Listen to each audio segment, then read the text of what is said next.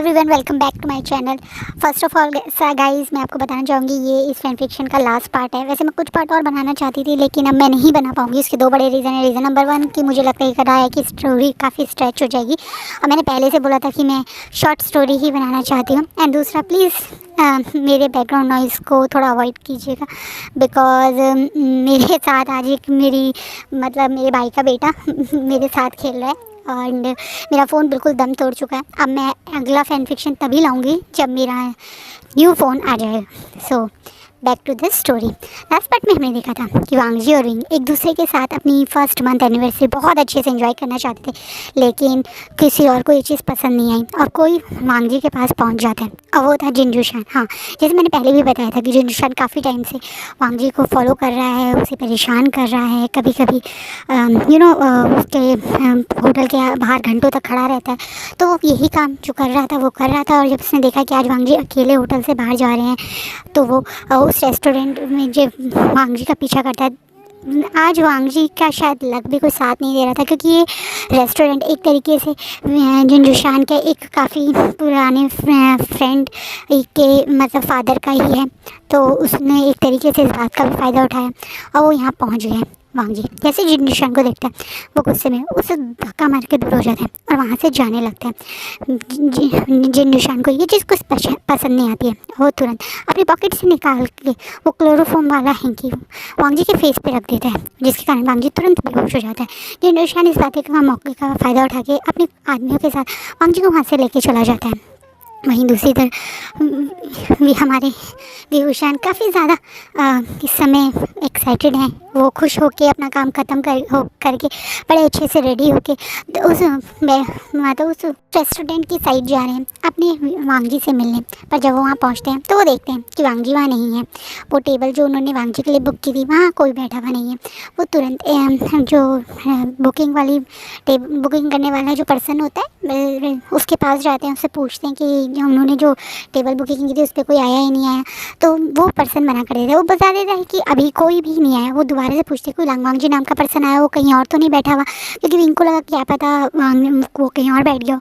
तो वो पर्सन बिल्कुल मना कर देता, कहता नहीं, कोई वांगजी नाम का पर्सन हमारे रेस्टोरेंट में अभी तक नहीं आया। जैसे मैंने आपको बताया, ये रेस्टोरेंट जिनजूशान के एक तरीके से दोस्त के पापा का है, तो वो लोग भी जिनजूशान का साथ दे रहे हैं। बट हाँ, कोई और है जो इस चीज़ को चाह कर, क्योंकि वो जॉब पर है, वो सपोर्ट तो नहीं कर सकता वांगजी का और जिनजूशान का। लेकिन उसने एक छोटी सी क्लिप, एक वीडियो बनाई है जिसमें जिनजूशान ने जैसे वांगजी के फेस पे हैंकी रखा, और वो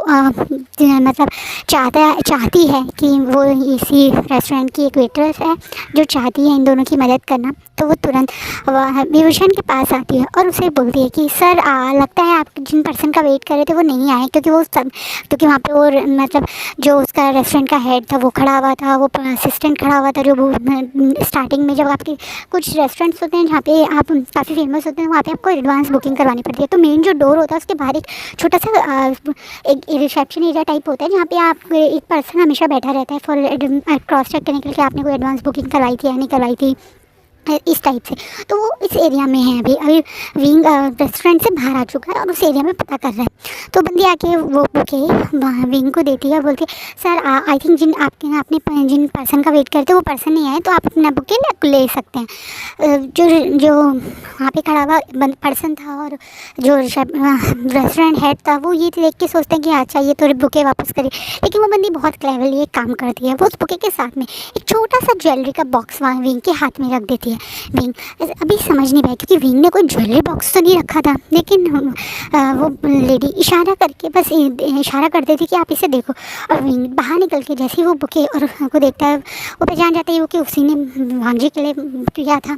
फिर वो उस ज्वेलरी बॉक्स को खोलता है, और ज्वेलरी बॉक्स को खोलते ही उसकी आँख शॉक में बड़ी हो जाती है ना। उसके दो रीज़न है। उसका रीज़न ये है कि ये इस ज्वेलरी बॉक्स में एक दो पेंडेंट है जो एक कपल पेंडेंट है, जिनमें विंग और वांगजी के इनिशियली यानी जो लोग ऑनलाइन बोलते हैं वांगशान कपल, उस नाम से वांगशान के इनिशिएटिव बने हुए हैं, W और X, और दोनों में बने हुए हैं। इतना ही नहीं, जैसे ही वो बुके ज्वेलरी का बॉक्स खोलते तो वो उसमें एक चिट भी लिखी हुई है जिसमें लिखा हुआ है कि मेरे मतलब उस बंदी ने अपना नंबर लिखा हुआ है कि please contact me on this number या message me on this number. बिना टाइम वेस्ट करे उस नंबर पे एकदम से मैसेज करता है और वो पर्सन तो वहाँ से वो वांगी वाली वीडियो उसे सेंड कर देती है और नीचे लिख देती है कि I can help you only this much. Wing समझ गया है कि ये अंदर से ही कोई पर्सन है जो खुल के नहीं आ सकता क्योंकि उसे अपनी जॉब की टेंशन है, लेकिन वो इन दोनों की मदद करना चाहता है। विंग बिना टाइम गवाए ये वीडियो तुरंत नीमिन और पूरे यूथ ग्रुप जो है उस ग्रुप चैट पे भेज देता है। वो लोग भी इस अलर्ट हो जाते हैं और विंग इस समय गुस्से में परेशान होकर अपने वांगजी को ढूंढ रहा है। वो इतना ही नहीं, जिन मतलब नीमिन और बाकी सब लोग वांगजी के फैमिली यानी लांग शिचेन और लान कुरैन को भी इन्फॉर्म करते हैं। वो लोग भी बहुत ज़्यादा स्ट्रेस हो जाते हैं क्योंकि वो सब जानते हैं कि जिनजुशान कितना ख़तरनाक हो सकता है। दूसरा, वो एक बहुत बड़े रेपुटेड नामी फैमिली से आता है। वांगजी अभी उनसे टक्कर नहीं ले सकता है, लेकिन हाँ लैन कॉपरेशन ले सकती है। वांगजी ज़रूर अब एक इंडिविजुअल अपनी आइडेंटिटी बना रहा था, इस वजह से लोग उसे बुली कर रहे थे, लेकिन हाँ लैन कॉपरेशन एक बहुत बड़ा नाम है। एक तरीके से वो चाइना की टॉप कंपनीज़ में से एक है, उससे कोई टक्कर ले ये बड़ी बात नहीं है। इसलिए लैन कॉपरेशन यानी लान कुरैन और लान शिचेन अपनी फैमिली के लिए आज आगे आते हैं। वो तुरंत वहाँ पहुँचते हैं क्लाउड ड्रेसेस में। वहीं दूसरी तरफ विंग अपने कुछ दोस्तों अपने कनेक्ट यानी यानली और जिन मतलब झंझा को भी इन्फॉर्म करता है और सब लोग कोशिश करें कि कहीं से कोई इन्फॉर्मेशन मिल जाए।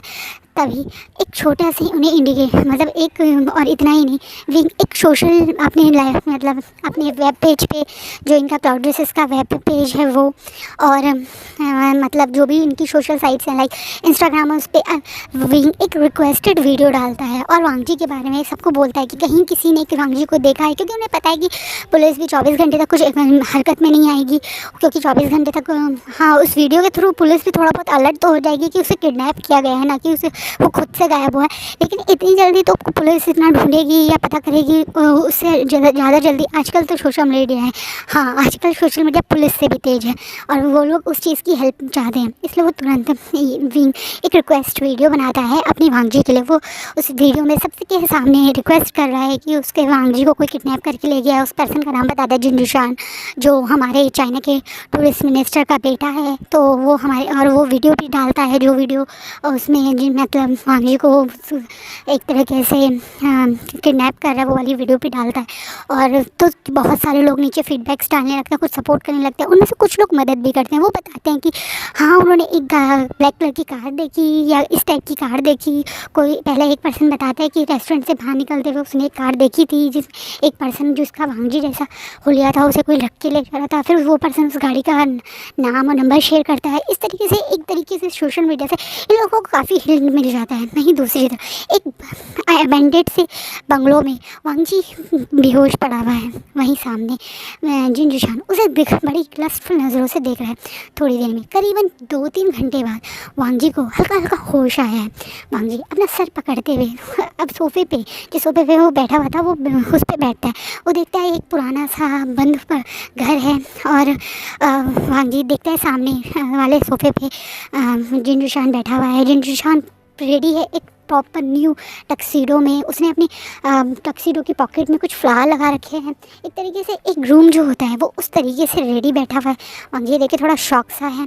इतना ही नहीं, उस टेबल के ऊपर केक रखा हुआ है, बुके रखे हुए हैं और जिनजुशान के पीछे के उसके काफ़ी सारे गार्ड और एक प्रिस्ट खड़ा हुआ है।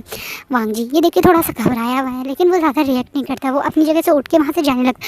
एकदम से जिनजुशान उसके पास आता है, पहले उसका हाथ पकड़ता है और उसके फेस को पकड़ छू के बड़ा प्यार से करना, बेबी तुम ठीक हो? Oh my baby, I am sorry, मैं तुम्हें हर्ट नहीं करना चाहता था, लेकिन मैं क्या करूं, तुम मेरी बात ही नहीं सुनते, इसलिए मुझे यहाँ लाना पड़ा। वांगजी तुरंत उसके हाथ से उसका हाथ अपने फेस से हटाता है और गुस्से में खड़े होकर जाने लगता है। लेकिन इससे पहले वो खड़ा होता है उसका सर दोबारा से घूम जाता है, वो बैठ जाता है। एकदम से जिनजुशान दोबारा बोलता है, अरे तुम कहाँ जा रहे हो? आज तो तुम्हारी और मेरी शादी है। देखो ये मैं तुम्हारे लिए भी मैंने अपनी मैचिंग टक्सीडो लिए हैं। मुझे तुम्हारा साइज़ तो अच्छे से याद है। आई नो 5 साल हो गए, लेकिन तुम्हारी बॉडी अभी भी उतनी ही अट्रैक्टिव बिल्कुल वैसी है। थोड़ा सा और गंदी बातें स्टार्ट कर देता है। अब वांगजी से घूर घूर के देखने लगता है। बोलता है तुम अपनी बकवास बंद करो और मुझे ये बेबी बेबी कहना बंद करो। मैं तुमसे शादी क्यों करूँगा, उससे अच्छा मैं मर ना जाऊँ।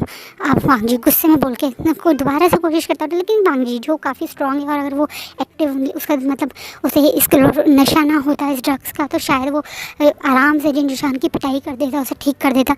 लेकिन वो बेचारा क्या करे, वो इस समय इस ड्रग्स जो जिन ने उसे दिया उसके नशे में है, तो बेचारा अपनी उसकी मतलब उसकी बॉडी उसका ज़्यादा सपोर्ट नहीं कर पा रही है।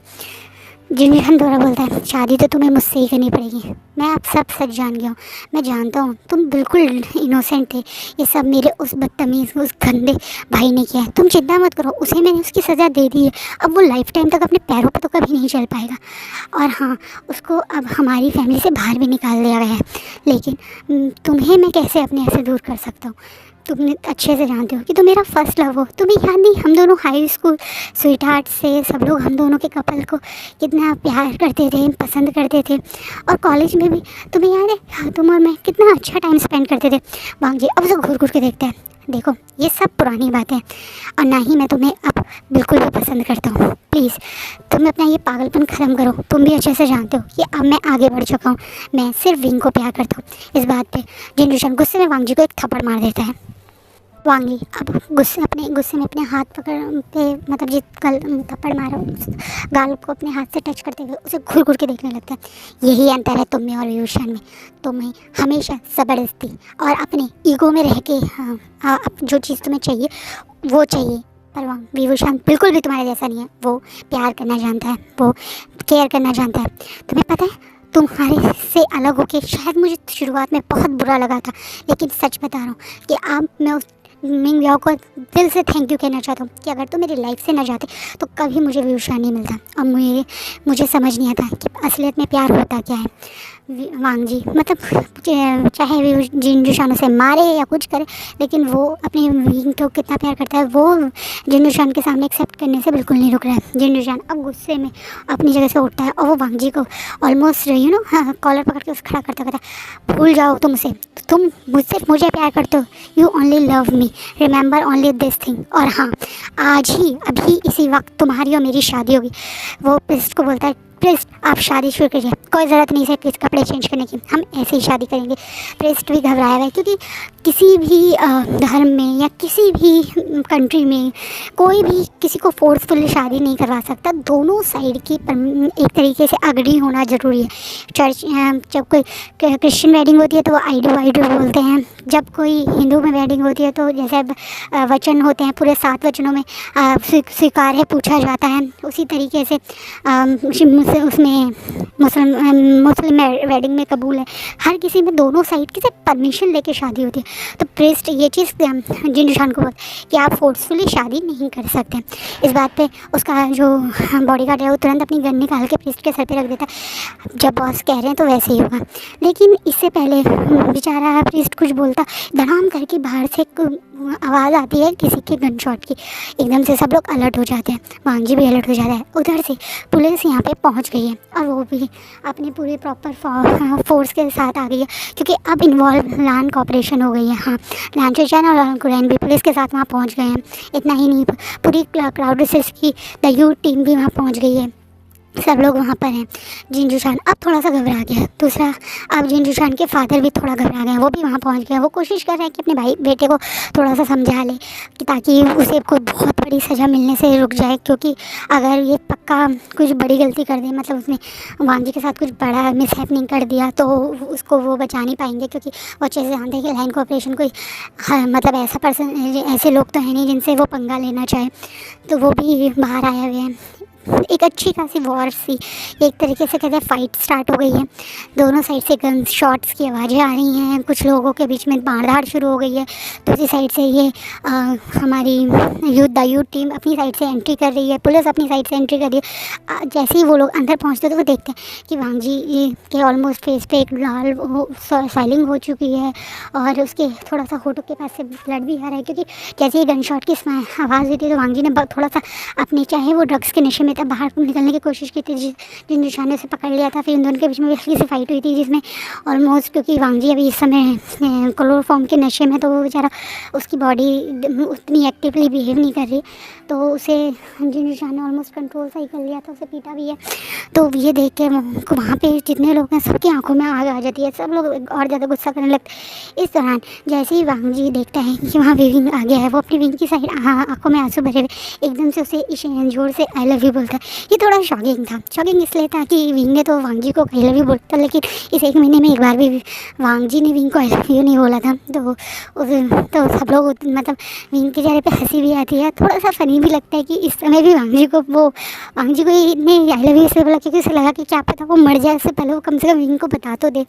लेकिन दूसरी तरफ विंग बिल्कुल भी वांग जी के आई लव यू सुनने के इस समय मूड में नहीं है। उसे अपना लंजा उसे अपने पास चाहिए।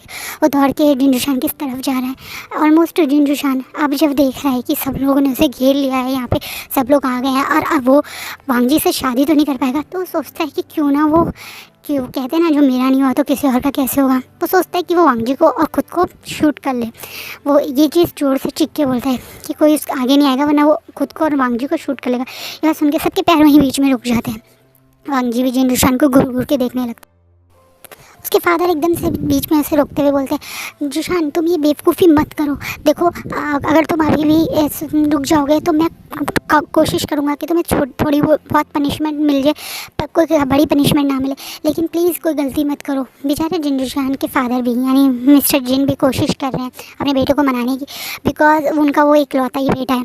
वहीं दूसरी तरफ विंग ये सुन के एकदम से मतलब अपने उसकी लाइफ में उसका प्यार को कोई शूट कर दे, ये बात सोच के उसका दिल घबरा जाता है और बिना कुछ सोचे समझे वांग जी की तरफ दौड़ के जाता है। सोचता है कि मैं वांग जी को उसके कुछ रिएक्ट करने से पहले ही वांग जी को बचा लूँगा, लेकिन वो ये बेवकूफ़ी कर देता है, क्योंकि जिन जुशान ये अपनी बेवकूफ़ी में, जो शायद उसके पेरेंट्स या कोई उसे बातों से मना सकता था, वो थोड़ा सा अपनी बेवकूफ़ी में गन शॉट कर देता है और वो गन जाके लगती है विंग को। हाँ, वांग जी के सामने एकदम से विंग आ जाता है और विंग को वो गन लग जाती है। ये देख के वहाँ खड़े हुए सब लोग शॉक्ड हो जाते हैं, वांग जी भी शॉक्ड हो जाते हैं। सब लोग अब दौड़ के पुलिस जिन जुशान को पकड़ लेती है। वांग जी विंग को गोदी में ले हुए रो रहा है। सब लोग शॉक्ड हैं, क्योंकि एकदम से ये हो जाएगा किसी ने एक्सपेक्ट नहीं किया था।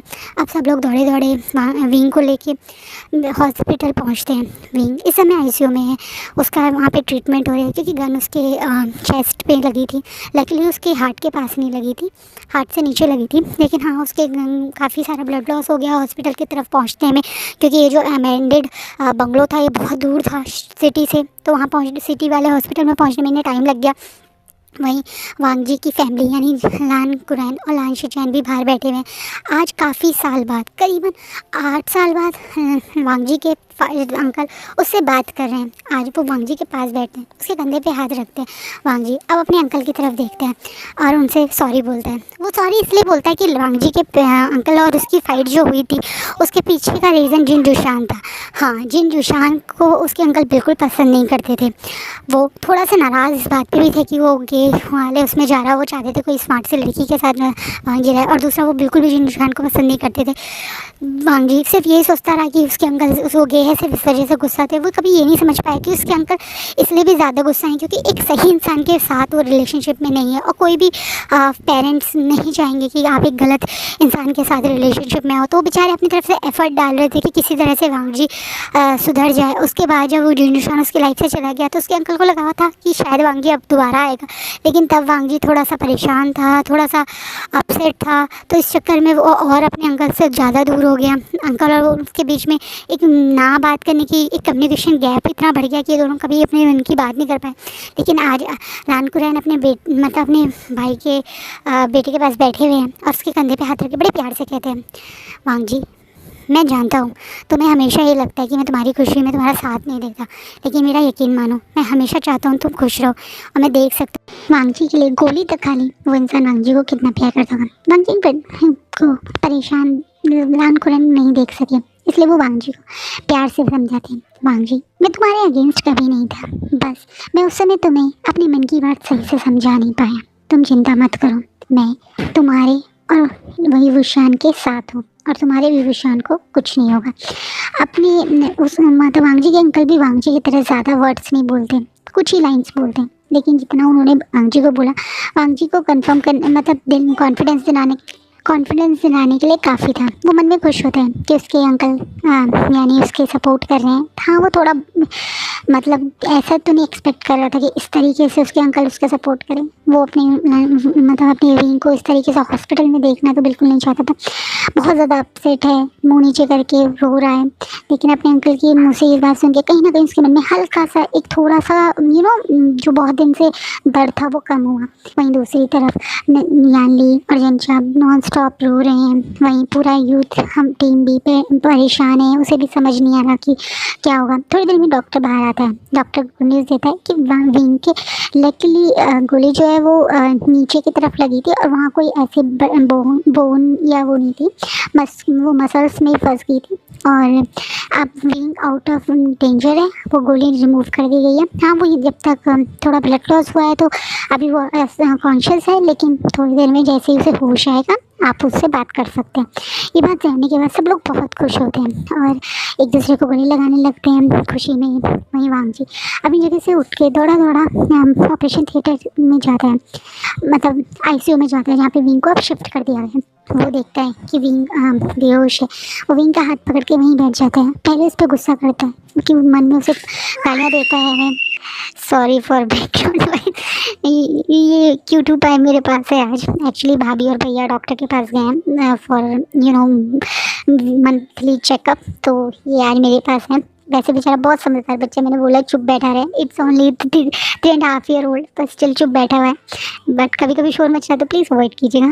Now back to the story. जैसा वांग जी सोच रहा था, इसकी फर्स्ट मंथ वैसी नहीं गई। अपने विंग को हाथ लिए बैठे हुए मन में बहुत ज़्यादा भगवान को थैंक यू बोल रहा है। अपनी विंग को देख रहा है और सोच रहा है कि अगर आज उसे कुछ हो जाता या उसकी विंग को कुछ हो जाता तो क्या इन दोनों की लव स्टोरी यहीं पे रुक जाती। वो इस थॉट में है और कुछ सोच के एकदम से वो अपने फ़ोन निकालता है पॉकेट से और अपने ब्रदर को बुलाता है। जब उसके ब्रदर वहाँ पहुँचते हैं तो वांग जी कुछ उनके साथ प्लान करता है। अभी हम ये नहीं पता वो उन्होंने क्या प्लान किया, लेकिन वांग जी ने आज की विंग को पूरी रात दवाई का असर रहता है, वो उठता नहीं है। अब मॉर्निंग हो गई है। विंग धीरे धीरे करके अपनी आँख खोल रहा है तो वो देखता है कि उसके पास में वांग जी एक सिटिंग पोजीशन में ही सो गया था। हाँ, वांग जी ने अपना मतलब साइड में जो चेयर थी उसी पे सो गया था। उसका सर इस समय विंग के हाथ के पास रखा हुआ है और उसके हाथ में विंग का हाथ है। वांग जी देखते हैं कि उसका प्यारा सा लंजा, उसका बेबी फेस लंजा कितना फेस से आज कितना सोते हुए भी कितना डर लग रहा है। पक्का वो कल विंग के लिए बहुत रोया होगा। उसकी वो सूजी हुई आँखें ये साफ बता रही हैं। बड़े प्यार से अपने उसी हाथ से वांग जी के फेस पे और उसके सर पे हाथ फिराते हैं। विंग याद करता है कि कल वो कितना डर गया था वांग जी को उस जिन जुशान के पास देख के। फिर विंग उसके वांग जी के उस फेस पे देखते हैं जहाँ पे जिन जुशान ने कल थप्पड़ मारे थे उसके निशान पड़े हुए हैं। वो उसके मन में अभी भी बहुत गुस्सा है। वो चाहता था जिन जुशान को कल बुरी तरह से पीटे, लेकिन वो ऐसा नहीं कर पाया। लेकिन वो प्यार से हाथ फिराते हुए मन में खुश है कि अब कम से कम वो अपने लंजा को बचा तो पाए। तभी वांग जी किसी के टच से एकदम से आँख खोल लेता है। जब वो आँख खोल के देखता है तो देखता है उसका विंग उठ गया। वो एकदम से खुशी में विंग को ऑलमोस्ट जंप ही मार देता है विंग के ऊपर। पहले उनके माथे पे पूरे फेस पे बड़े फ्लाई किस करने लगता है। विंग तुम ठीक हो करके शोर से शोर मचाने लगता है। विंग अपने छोटे से मतलब बॉयफ्रेंड को इतना पैम्पर करते देख उसके चेहरे पे हंसी आ जाती है। वो बोलता है बस लंजा बस, मुझे कुछ नहीं हुआ, पर हाँ तुम अगर इतना प्यार करोगे तो पक्का मुझे कुछ ना कुछ तो हो जाएगा। विंग वांग जी अब उसे गुस्से में घुट के देखा, कहना भी मत ऐसे, तुम्हारी जान ले लूँगा। अच्छा ठीक है, पहले मेरी जान बचाते हो, मुझे हॉस्पिटल में मेरा ऑपरेशन करके मुझे ठीक करते हो और फिर कहते हो कि जान ले लोगे। जान ही लेनी थी तो कल बचाया क्यों। अब वांग जी विंग को ऑलमोस्ट एक जोर से जो किस करके उसका मुँह बंद कर, बस अब कुछ नहीं बोलोगे तुम। एक के चेहरे पे हंसी आ जाती। विंग और वांग जी अपने इस प्यारे से रोमांटिक टाइम को ऐसे एंजॉय कर रहे थे, तभी गेट पे नॉक होते हैं और एकदम से वहाँ पर पूरी टीम आ जाती है और लाइन से आके खड़ी हो जाती है। विंग को समझ में नहीं आता कि ये क्या हुआ, लेकिन वांग जी समझ जाता है। वांग जी अब अपनी जगह थोड़ा खड़ा होता है, थोड़ा सा अपने कपड़े ठीक करता है और यू टीम के सामने खड़ा हो जाता है। विंग इन लोगों को ऐसे देख के थोड़ा शॉक्ड है। पर तभी एक एक करके ये सारे अपने पीछे से कुछ बोर्ड्स निकाल लेते हैं जिनमें लिखा हुआ था विल यू मैरी मी। अवांग जी उसके सामने खड़ा हुआ था और एक पेंडेंट मतलब ज्वेलरी बॉक्स लिए हुए जिसके अंदर 2 छोटे छोटे पेंडेंट थे। जो ये पेंडेंट वही थे जो कल बेचारे एक दूसरे को दे नहीं पाए, मतलब वांग जी विंग को दे नहीं पाए थे, कि वही वाले पेंडेंट थे। विंग के चेहरे पे हल्की सी हंसी आ जाती। अब वांग जी कहाँ से आगे बढ़ के वो पेंडेंट विंग को देते हैं, को दिखाते हैं, कहते हैं विंग कल मैंने ये पेंडेंट ये सोच के लिए थे कि मैं तुमसे आई लव यू बोलूँगा, लेकिन जिस तरीके से मैंने आई लव यू बोला वो तो मैंने कभी इमेजिन नहीं किया था। लेकिन हाँ कल मैं एक चीज़ समझ गया कि तुम्हारे बिना जीना इम्पॉसिबल है, और मैं नहीं चाहता कि मैं इस डर में, इस खौफ में कि थोड़ा टाइम और दूँ, थोड़ा टाइम एक दूसरे को और समझूँ, नहीं चाहता। जितना टाइम देना था, जो समझना था, मैं तुम्हारे बारे में समझ चुका हूँ। अब बस मुझे तुमसे शादी करनी है। ऐसे लोग एक्सपेक्ट करते हैं। अब वो थोड़ा सा धीरे आके विंग के कान के पास बोलता है कि टॉप प्रपोज करे ऑटम को, बट मैं कर रहा हूँ क्योंकि मैं, पर मुझे इन सब चीज़ों से कोई फ़र्क नहीं पड़ता। मुझे फ़र्क पड़ता है तुम्हारे मेरे एक दूसरे के साथ टाइम स्पेंड करने से और अपनी लाइफ को आगे बढ़ाने से। क्या तुम अग्री हो? नहीं, क्या तुम चाहते हो मुझसे शादी करना? तो मांगी पड़े एक तरीके से रिक्वेस्ट कह लो या हर रिक्वेस्ट प्लस धमकी कह लो। विंग की तरफ देखते हुए बोलते हैं, विंग इस प्रपोज को कैसे मना कर सकता है? वो हंसते हुए बोलता है, लंजा तुमने तो मुझे ठीक होने का भी मौका नहीं दिया, बट हाँ मैं भी ऐसा चाहता हूँ। ये सुनते ही पीछे मतलब इस यूट्यूब के अलावा जो बाहर लोग वेट कर रहे थे, लान शेचियान, लान कुरन, वो भी खुशी में अंदर आ जाते हैं और सब लोग तालियां बजाने लगते हैं। लान कुरन और लान शेचियान के वहाँ होने की वजह से वांग जी उसे किस तो नहीं करते, लेकिन वो मन में बहुत खुश होते हैं और ये डिसाइड होता है कि जैसे ही विंग रेडी होगा, मतलब ठीक हो जाएगा बिल्कुल, तो ये इन दोनों की शादी होगी। अब वही हो गया करीबन 6 महीने बाद। हाँ ठीक होने के बाद विंग और वांग जी ने और थोड़ा टाइम लिया शॉपिंग करने में, फिर बुकिंग करने में और सब चीज़ करने में। और वैसे भी ये शादी कोई नॉर्मल शादी नहीं थी, एक ग्रैंड वेडिंग में कन्वर्ट हो गई। पूरा क्राउड ड्रेसेस, काफ़ी सारे ऑनलाइन यानी इनकी वेडिंग ऑनलाइन क्राउड ड्रेसेस की वेबसाइट पे भी दिखाई जाएगी, लाइव शो जैसे कहते हैं, लाइव स्ट्रीम होके, तो उसकी तैयारी हुई है। यहाँ पे पोटम पे इस समय विंग खड़ा है बहुत सुंदर से ब्लैक टक्सीडो में, जिसने वाइट शर्ट पहनी है, और वहीं वांग जी भी इंटरव्यू कर रहे हैं सेम जैसे सेम टू सेम टक्सीडो में। जैसे ही वांग जी अपने ब्रदर के साथ वहाँ आ रहे हैं, विंग मन में सोच रहे हैं कि जब वो इस क्राउड ड्रेसेस में आया था उसने कभी इमेजिन नहीं किया था कि वो इस तरीके से इस रिलेशनशिप में आएगा, पहले फेक फिर उसे ओरिजिनल में कन्वर्ट हो जाएगा, उसे अपनी लाइफ का वो एक पर्सन लाइफ पार्टनर जिसके साथ आप पूरी लाइफ स्पेंड करना चाहते हो वो इस तरीके से यहाँ ऐसे मिलेगा। ये दोनों एक दूसरे को देखते हैं, फिर एक एक्सचेंज करते हैं, एक दूसरे से प्रॉमिस लेते हैं एक दूसरे का साथ हमेशा देने के लिए। और आज का फैन फिक्शन यही रुकता है। सो गाइस आपको ये मेरा शॉर्ट फैन फिक्शन कैसा लगा आप मुझे बताइए। अगर आप चाहते हैं कि मैं इसी तरह से कुछ पार्ट्स में लाइक 10-8 पार्ट्स के शॉर्ट फैन फिक्शन भी शेयर करा करूँ तो मैं वैसे भी करूँगी। और हाँ अब से लेकर कुछ टाइम तक, हो सकता है 1 वीक, हो सकता है 10 दिन, हो सकता है 5 दिन, अभी कोई डेट या टाइम डिसाइड नहीं है। अगर रिक्वेस्ट मानी गई तो हो सकता है जल्दी फ़ोन मिल जाए पापा और भैया से, और नहीं मानी गई तो टाइम लग सकता है। तो उस हिसाब से अगली वीडियो आएगी, तो प्लीज़ आप मेरा वेट करना और मेरे चैनल पे जो पहली फैन फिक्शन से तब तक उन्हें देखना। Thank you. एक छोटी सी रिक्वेस्ट भी कोई कर रहा है, से नो से इट, प्लीज सब्सक्राइब बुआ चैनल, प्लीज सब्सक्राइब बुआ चैनल,